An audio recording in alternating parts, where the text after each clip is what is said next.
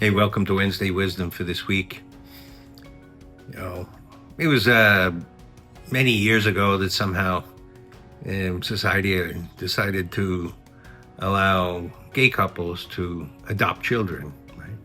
And that happened throughout the country. You couldn't discriminate against same-sex couples, even though the wisdom of the culture in our society for how many thousands of years has always been that a child needs a mother and a father, right?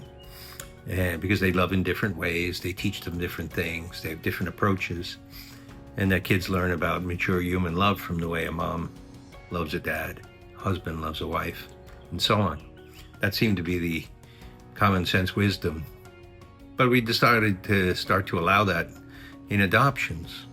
But now with the development of in vitro fertilization, and now even surrogate motherhood, which is legal and unregulated, many gay couples have started creating their own children through egg donors and through surrogate mothers.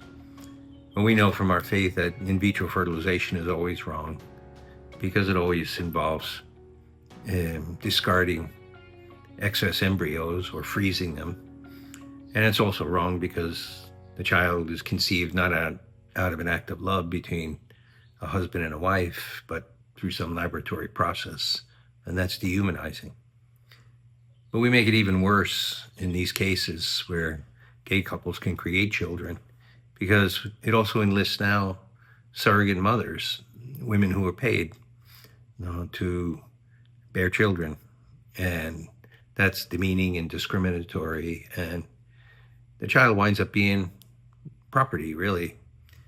And it's really a shame that children are produced more because of the desires of adults rather than seeing them as a gift from God and a gift of life itself.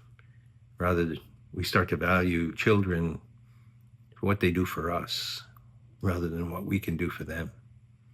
So it's a sad new chapter, I think, in our development, and we got to pray and work for the day when that can all be reversed and we can return to a really wholesome and holistic approach to marriage and family life and childbearing.